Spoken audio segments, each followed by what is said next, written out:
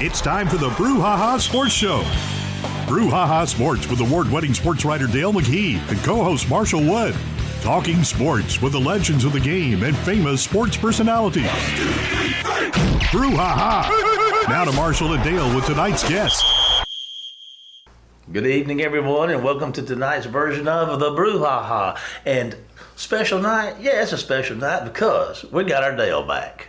Welcome back, Dale. Thank you. I appreciate it. We don't want to disclose too many things, but we're just glad that you didn't leave the country or anything. No. Well, we had a good time last week, but we did miss you. But got back, and now we can start this show tonight talking about some of the things that, like I'm used to talking about in segment one, and that's the sideline view. The sideline view? Yes, sir, the sideline view. And we are, you got a lot of folks that follow that, and I'm certainly one of them. I noticed you're talking about quarterback battles in the state of Mississippi right off the bat. That's some interesting stuff. That's always good, isn't it? Man, yeah. The guy up at Mississippi State, Will, he's going to be hard to deal with, Yeah. He's not going anywhere. No, but I thought, you know how tough it is to score. You've seen a lot of football games. When you get inside the 10 and 20, it's tough to score. The field is smaller. The passers are almost, you have to be really good. Yes, sir. But when they brought the Wright kid in from Vanderbilt, he gives them the dimension of a run. Oh, and okay. he's supposed to be a speedy guy. Okay. And so I think they brought him in and he'll be a situational guy. You've probably seen them before. Right. Like the guy in New Orleans, the quarterback. Oh, I love that guy, Casey Hill. Yeah, the tight end, He's a situation guy. Yeah. But he makes a difference. He does. A good situation guys have, because you know what you might have? A situation. Yeah. And if you got a situation, you better have a guy. Well, it could help your team by +4 instead of settling for a field goal. Yeah. 4 points here, 4 points here. Nick Saban going to be beat, baby. That's right. Nick's going down. That's right. The bullies are ready. Oh, we move over a little bit, and we get up there to Oxford, and you talk about the quarterback room. I guess they got about as good a one as anybody does with what they got up there with Dart back and Sanders and Howard, and then they got a good recruit up there as well. You think it's Dart's? I think it's going to be Dart and the Oklahoma State transfer. I believe his last name is Spencer, or is it Sanders? I'm not sure. Okay. Spencer Sanders. Yeah, Spencer Sanders. Yeah. Okay. Well, anyway, we'll call him Spencer for right now. Okay. Anyway, Spencer, I think he'll do like he kind of did last year between him and Dart and Altmaier. They'll both get playing time, probably in the Mercer game. Yeah. And it may take them 2 or 3 games, but I think Dart is going to Dart's going in as the number 1 guy. Yeah. But Dart still has I saw where they scrimmaged the other day and he threw an interception. Mm-hmm. And that's one of the things they've been trying to cut down with him about. And so, he's going to have to reduce his turnovers. Right. And everything. Well, it's if he doesn't, he better, because he's got some pretty good competition. But they're in pretty good shape because, say, if Rogers or Wright went down, it affects them a little bit at state. But at Ole Miss, I believe even the third team guy Howard can come in and play. Right. I mean, Howard's got a terrific arm. Yeah, he runs the ball pretty good too. Yeah. And he's got a great arm. Now the true freshman they've got Austin Simmons. He played football. He would be playing football as a sophomore this year or a junior in high school. Instead, he decided to just go on and get in college. So he's like 17 years old, and he's going to come up there. So he's probably going to be a great project for him. But I assume he's a great athlete too. So he might end up on somewhere else before it's over. As far as on the other side of the ball, unless he just wants to play quarterback, and you know how that is now. Right. If I don't like it here, I'm gonna go somewhere else. Especially those out-of-state kids. Right. And things like that. I was excited. There's a couple of things I'm excited about here. One, Stetson Bennett. He's had his ups and downs since the national championship game, but he's on a roster out. He's practicing, and he did pretty good.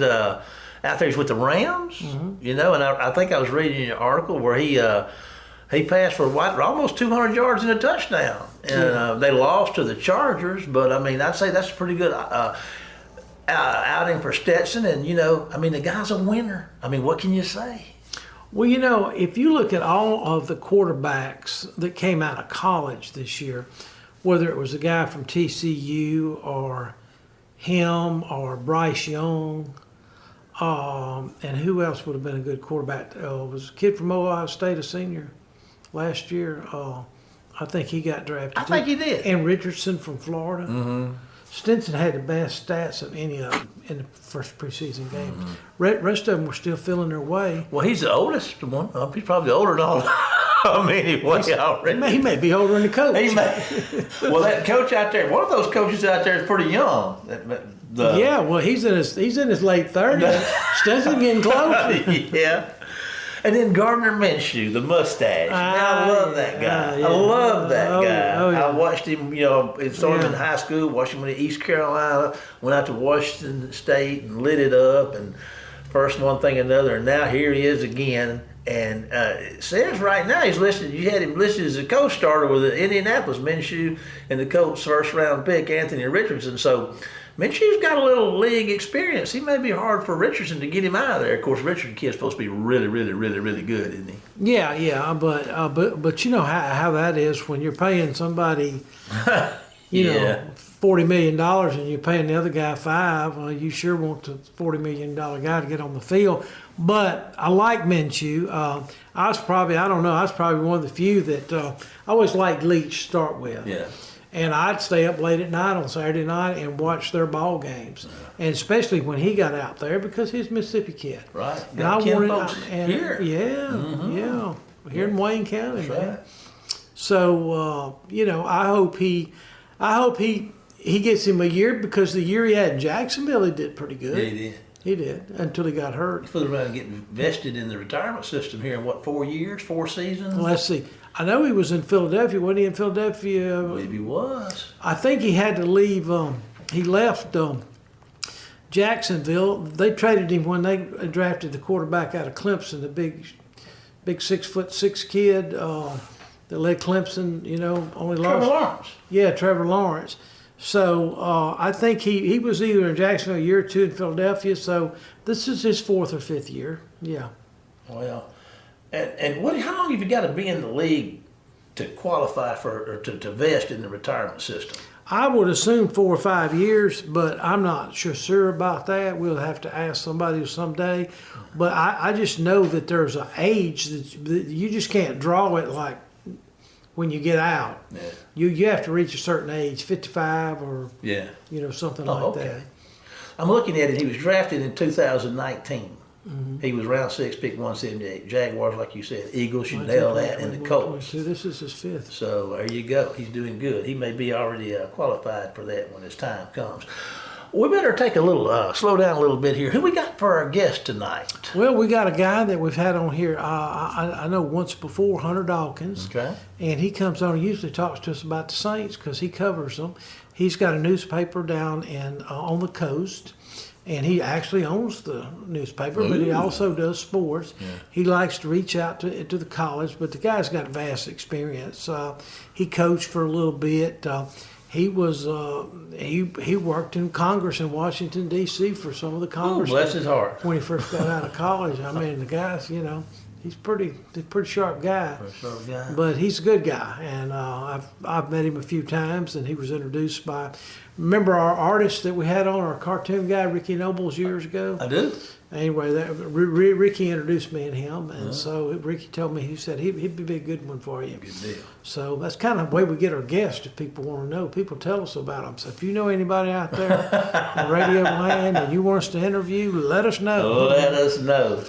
Well, I tell you what, let's take a break and hear from a sponsor, and then you and I and tonight's guest, Mr. Hunter Dawkins, will be back right after this commercial break. See you then, folks.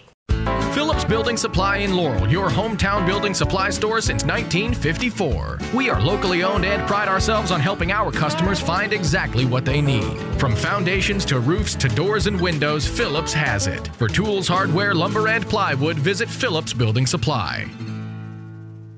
All right, tonight we have on the show another legendary sports writer, publisher, owner of a newspaper here in Mississippi, and we'll get into that a little later. We've had a great introduction so far, Hunter. We got you in the first segment on the introduction, but tell us about the New Orleans Saints, Hunter.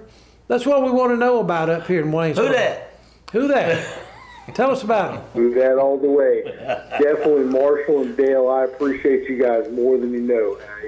Y'all do a great service for the Mississippi and for generally the southern region. I did get the opportunity to land some tickets to the Saints game yesterday. And, of course, me being a Saints fan, because I was the fan yesterday, I wasn't necessarily a reporter, but from a fan perspective, I watched, and I can tell you what, it's the happiest as a fan that I've been with the New Orleans Saints performance since really the Drew Brees, Sean Payton era, because we got the ball the first possession, and we drove down the field, and we scored. I think it was a 12-play, 80-yard drive, and then at the end of the game, the most important thing was we came back from being behind and kicked a field goal to win the game. And that's the two most important things I said in my post this morning on Super Talk. I put out that the two most important things happened yesterday. The fact that we had an offense, and the New Orleans Saints is more than we, but we had an offense that drove down the field nonstop and scored easily. And that pretty much put the questionable thoughts of Derek Carr and his performance against the Super Bowl defending first-team champs, Kansas City Chiefs. And then the fact that we were behind pretty much the entire second half, and Jay Kaner, the rookie quarterback, came in and really put together a rally. Had some luck. He did botch a snap on the two-point conversion, which normally puts you out of the opportunity. But defensively, held strong, made a turnover, and that's something that happened for us. All those positives that happened yesterday were not there last year, and that's what I think the performance measured up to at the end of the day. Well, listen, I refresh my memory. Who was the quarterback last year? To be honest with you, I can tell you, but it didn't really seem too much yesterday. However, the starter last year was Jameis Winston, who came in, I will say about Jameis, came in and did a solid performance. After Carr left after the first series, Derek Carr started the game, drove us down the field, scored after 12 plays. Jameis got the ball in and pretty much did close to the exact same thing the next series. And the most important thing for Jameis was that he didn't turn the ball over. And that was against a pretty stout Kansas City defense, whether it was first or second team, didn't turn the ball over. And I thought that was important. But as you remember, Jameis got hurt after the Carolina game, which was game 3 last year, and the rest of the season it was Andy Dalton's. That's right, redheaded Andy. It was just not there, and the injuries really what hit the Saints last year. Yeah, Andy's the number 2 quarterback at Carolina now, and Matt Corral's the number. That's what you hear, but you never know because with the rookie scenario, you don't know what's going to happen. Well, so do you think the quarterback? Now I know Jameis has got a tremendous arm, or he did a few years ago. Do you think the quarterback room is a little better this year than it was last year? I think it's better than it was last year because I think there's some real competition and there's real people that want to learn the game.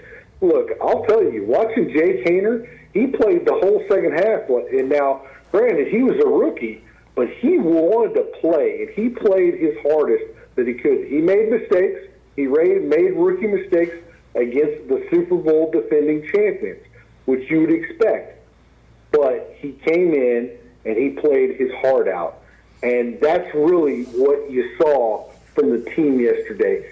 They came and they played the effort was there. Of course, there's going to be mistakes made. It's the preseason game, NFL game 1. But the effort was so much there, and that was so different than what it was last year. And not just from the quarterback room, from every single player on the team. There was hard hitting, there was running around, there was stopping. I mean, it was a great. We had a great run game. Alvin had a few good runs through the first quarter. James Williams, I should say. He made a few couple of good plays, but more importantly, Kentry Miller, even though I think he's injured right now, I don't necessarily know if it was just a strain or something as such, but from TCU, all the rookies really came in and played hard. I didn't really see, normally from the draft, you see a rookie performance, you're like, he was okay. There was some great rookie performances. Every single one that was drafted played up to par yesterday. Well, what is Alvin Kamara? Is he going to have to sit out some time this year for his felony charge in Las Vegas? Yes, sir. Alvin, what he did was the last week, early on last week, he left. He was allowed to leave training camp practice and go to the NFL headquarters in New York City. And he had a conversation with the commissioner, and unlike it had ever been, because in Alvin Kamara's action that was showcased on the YouTube and everything else, where of him assaulting this man and in Las Vegas in the Pro Bowl 2 years ago, he was arrested, and finally, after the legal troubles over the few years, not him having legal troubles, but over getting this case matter settled, the court case settled for misdemeanor community service, and Kamara beat the normal precedent of the NFL, which is 6 games. Roger Goodell gave him 3 games, and so although during the NFL preseason you're allowed to participate even if you've been suspended, he will be suspended for the first 3 games of the NFL season. So, do you know any inside information about how the Saints are going to replace him for the 3 games? As far as are they going to bring a veteran in? Williams and Miller, the 2 running backs. The Saints pulled off Williams from last year. Was the Detroit Lions' main running back, and he led the NFL in rushing touchdowns with 17. And then Kentry Miller, who the Saints drafted in the 3rd round, I believe was the 3rd or 4th from TCU, and both of them looked pretty solid yesterday in the preseason. All right, now wide receiver and tight end, I guess, go together to a certain extent. So so the Saints brought back an older version of a tight end, but they brought back Michael Thomas at wide receiver, but now they got some pretty good-looking rookie wide receivers yesterday, didn't they? I'm telling you what, A.T. Perry from Wake Forest really showed up. He not only did he make a number of quality catches, he scored a touchdown, and he's currently in the NFL. I believe he's 4th among receivers with receptions and yards in the NFL ranks for preseason, and he had 6 receptions and 70 yards with the touchdown from Jameis in the late first quarter, and he looked solid. That was another rookie performance, not only himself, but other rookie performance, including Kentry Miller, Breesy, the defensive tackle. All those guys really came out and gave a great monumental effort. All right. Well, listen, the offensive line is, it's just so physical in the NFL. And I know that you have injuries, and I don't know if they keep 8 guys or 9 guys or what it is now on the offensive line, but are the Saints, I'm sure they got a decent starting 5, but What would you rate the starting five, and what would you rate their depth? Well, and that was a good question. You know, the fact that yesterday that really gave you a great performance, because not only in that 12-play opening drive did they run the ball, they threw the ball, and it was really productive with that first-team unit. And so then I'm thinking to myself, okay, our first team looks solid. Well, we got to see what comes in. Well, then Salvadori, the rookie that we drafted from Old Dominion, Throckmorton, who's been a traditional guard, and then a few others just played solid in the second team, because Jameis and the group also marched down during the second series, and we did the same thing. It was so astronomically different from last year. I mean, we didn't have, and here we are playing against the Super Bowl defending champions who are putting all their people out against us, and we're just marching down the field, bam, bam, bam, bam, bam, and it's looking to be like a good day to be a Saints fan. All right, so we'll touch base now on the defense. We can start out with the defensive line, then go to linebackers, and then go to DBs. What do you think? I know we've got an old vet in the. I was going to ask you one other thing. Is Tyson Hill going to be the starting tight end? Well, that's the thing. You know about Taysom. Taysom he kind of had an interesting productive role, and I've never seen Taysom playing this role. He played slot back a few times.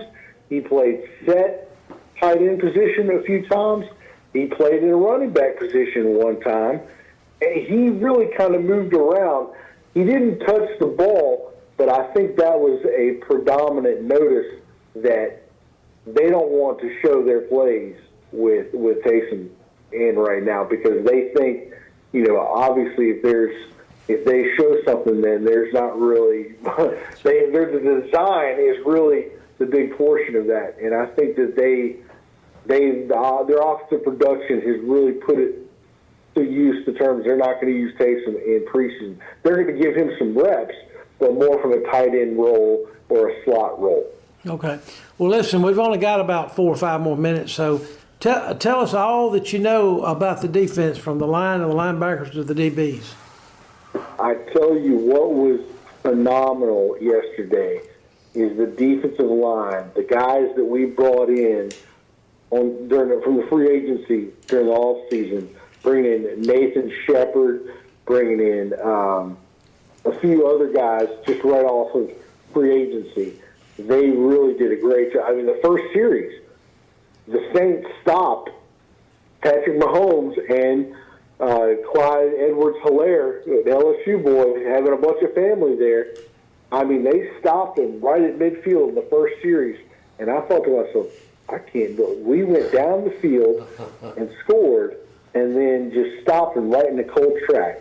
And that was the defining factor of the first half.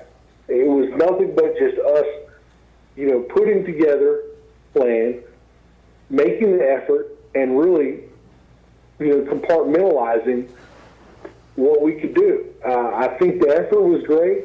Now, of course, there were some mishaps, whether it be rookie or, you know, just free agency that just came off the street here and there, just learning the system. But the fact of the ability of the talent and the ability just to come out and play as hard as possible, I was absolutely ecstatic for that. All right. Well, now listen. I know we had a good rookie kicker the other day. Won the game for us, but I'm telling you what, that puts some fire behind. Well, hey, if I'm Will Lutz, I'm going to show up and I'm going to start playing a little bit harder. There you go. And what about the punting situation? You know, that was, even though I thought that Blake Gillikin, I kind of had it locked and loaded, he shanked a few right there, and then Henley comes in, the Australian kid, and it's looking like there's going to be some competition in the next few weeks during that service. All right, now the Saints go to L.A. Sunday and play the Chargers. That's right. They play in SoFi Stadium, L.A. I believe the game time is 6:15 or 6:05, I believe, on Sunday the 20th. Okay. Well, listen, we really enjoyed having you, and Marshall's going to ask you a few questions now. Well, I was just gonna. Dale, I enjoy you a bunch. I enjoy all you guys a great bit. We appreciate you taking out time to be with us, Hunter, and we got our time for this segment. I want to ask you to hang on for a minute. We're going to break for a commercial. Just hang with us just a minute, Hunter, and we'll be back. Not a problem. We're going to take a moment, like we said, to hear from one of our sponsors, and then Dale and I'll be back with the final segment of tonight's Brouhaha right after this commercial break. Phillips Building Supply in Laurel, your hometown building supply store since 1954. We are locally owned and pride ourselves on helping our customers find exactly what they need. From foundations to roofs to doors and windows, Phillips has it. For tools, hardware, lumber, and plywood, visit Phillips Building Supply. Welcome back to tonight's final segment of the Brouhaha. Oh, Hunter, I like him. You know, them coast guys are a little bit different from us, aren't they? Yeah, they are. It must be that salt water or something. It's like I've told people, I don't understand why all those Mississippi River cities up and down, I don't know why they're not in Louisiana, because they act like Louisiana folks. Okay, now. And then you go to the coast, and they kind of, they're kind of in between us and the Louisiana folks. It's just hard. They almost got their own dialect. They talk different than us. Who does? The coastal people. They got a lot of good food down there. Maybe that's got something to do with it. Well, now listen, I'm not bashing their food now. Yeah. Do not think I'm bashing their food down there. Okay. You mentioned those. I don't know how you referred to them. Those Louisiana people. Listen, but man. If you really want to talk about it. When I go to conferences, don't think I don't eat now. I was at a deal over in South Louisiana years ago at a cattle show one time, and it was on LSU's campus, and they had a little feeding of you afterwards, and so we were all over there eating, and there was something in there, and I really wasn't quite sure what it was, but I got it, and I ate it, and it was pretty good. And so I went back to get me another one, and I was standing over that tray, digging another one of those things out of that tray to put on my plate. The guy walked by and said, "Ooh, man, you like that tongue, yeah?" I said, "What?" He said, "Oh, man, that tongue, that's beef tongue." I was eating the tongue right out of a cow. I didn't even know what it was, but I didn't eat the other one. I stopped at one, but anyway. Well, they sell all kind of stuff down there. Don't they sell alligators? Oh, man, if you can kill it, if you can catch it, kill it and cook it, they're going to eat it. Out there in West Texas, it's snake. Snake's a delicatessen out there. You go up to Montana, it's buffalo, man. Buffalo. Have you ever had buffalo? I don't think so. I had some one time. I had a buffalo steak, and it was good. It was a ribeye. Mm-hmm. Have you ever had any of those Australian steaks? They're pretty good too. Now, I'm not sure what you're talking about. Now, I've had a steak. I thought the Japanese, the Wagyu. Yeah, I've had a Wagyu, but what do you think about the Wagyu? I wasn't that impressed. It wasn't as good as. Hey, I like going to Smokehouse in Laurel. Yeah. They got good steak. They got the steak that flops off the plate. So, less is not necessarily more in that case. More is more. No. But now you were talking about a steak, and I interrupted you. But this week I will be eating a steak right down the street here, Main Street. Oh yeah. Yeah, Thursday night. Okay. I got to celebrate my anniversary. I do want to wish my wife a happy 43 years together tomorrow. We're putting all the good stuff. The Lord's going to really have her a nice place up there when she gets there for putting up for me. She sure is. For 43 years. She's going to be in the Ritz. Yeah. Putting up with your man. Oh, yeah. We love you, Dale. We do. Well, look, I think we've had a pretty good time today, and it's good to have you back with us, and I think we're about out of time. So Dale and I would like to let you know that if you want to follow us, keep up with us a little bit at the Brouhaha, we got a Facebook page at the Brouhaha. We also got a YouTube channel where all the shows are archived. If you want to go back and listen, and it's at that's right, the Brouhaha. But anyway, it has now come to the time where we have to say goodbye, Dale.